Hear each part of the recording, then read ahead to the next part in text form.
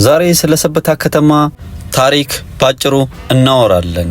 ላይክ፣ ሰብስክራይብ፣ ሼር እያደረጋችሁ ቤተሰቡን ተቀላቀሉልኝ። ሰበታ በኦሮሚያ ክልላዊ መንግስት በደቡብ በምዕራብ አቅጣጫ ከአዲስ አበባ ወደ ጅማ ወደሚወስደው መንገድ አዲስ አበባ 25 ኪሎ ሜትር ርቃ ትገኛለች። በዚህም የጅማ በር ትባላለች። እናም የእድሜ ጠገብ ከተማች የአባ ጅፋር ማረፊያ የቆዳ ስፋቷም ከ17000 ሄክታር በላይ።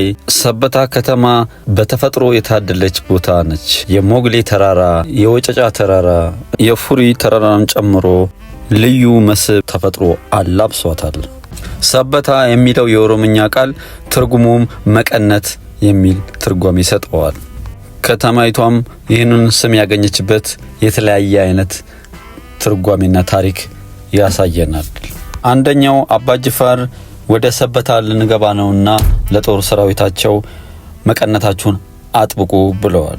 ሌላኛው ደግሞ ከወጨጫ የሚነሳው ወደ ሰበታ የሚወርደው በግማሽ ሰበታን ቆርጦ የሚያልፈው የሰበታ ወንዝ በሱ አማካኝነት ነው የተባለ ልዩ ልዩ ገጽታዎችና ምልከታዎች ይሰማሉ። የሰበታን ከተማን ታሪክ አባቶቻችን የነበሩት ባላባት የነበሩት አቶ ቢቢሳን ሄዬ ሲናገሩ እንደሰማነውና እንዳየነው ሰበታ ከተማ ገበያም ተሰርቶላት 4x4 በሚለው እንዲሁም ቤተ መንግስት ተሰርቶላት ገዳሙም ነበርና ቀደምት ይሄ ታሪኮቿ እየጀመረ በ1972 ዓ.ም መዘጋጃም ተቋቁሞላት ሰበታ ከተማ ታሪኳን እንዲያለች ጀምራለች። አዲስ ከተማነት መክተም ከጀመረች ዘመናዊነት መላበስ ከጀመረች በኋላ ይሄን የመሰለ ታሪኳ ሄዷል ማለት ነው። ለሰበታ ከተማ እድገት አስተዋጽኦ ካደረጉ አንዱ መነህውራን ትምህርት ቤት ነው። በ1957 ዓመተ ምህረት በአፄ ኃይለ ሥላሴ ንጉሠ ነገሥት መነህውራን ብዙ ልጆችን ዕውቀት ያላቸው ልጆችን አርቲስቶችን ያፈራ ነው። ለምሳሌ እነ ይርዳውን ጤናው ዘማሪዎችንም ያፈሩ ነው። ሰበታ ከተማ ሌላም በእግር ኳስ ተጫዋች ለብሔራዊ ቡድናችን ሰበታው የሚባለው በቅጽል ስሙ በረኛ የድሮ በረኛችን እሱንም አንዱ ያፈራች ነች። ክቡራን አድማጮቼና ተከታዮቼ እንዴት ናችሁልኝ? እስቲ ደግሞ ሰበታ ከተማን በመኪና ቃኘት ያረግን እንያት።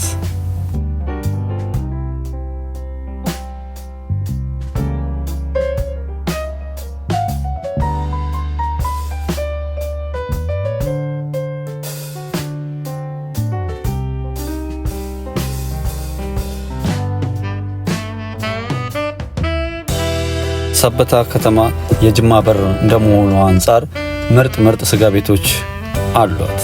በእኔ ወጪ ይሁንባችሁና ተጋበዙልኝ።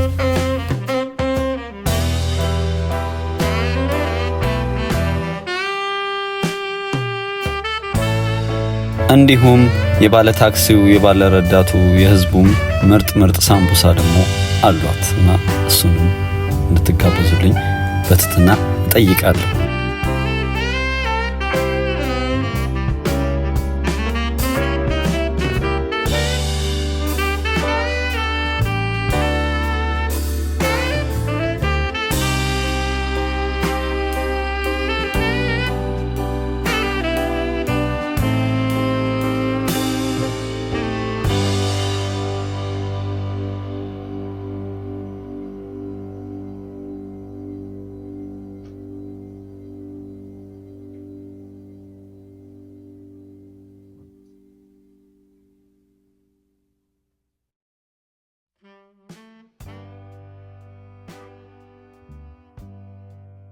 በሰበታ ውስጥ ከሚገኙ ውብ አስደናቂ የቱሪስት መስህብና እንዲሁም የማምለኪያ ታሪካዊ ቦታዎች አንዱ የጌተሰማኔ የሴቶች ገዳም አንዱ ነው።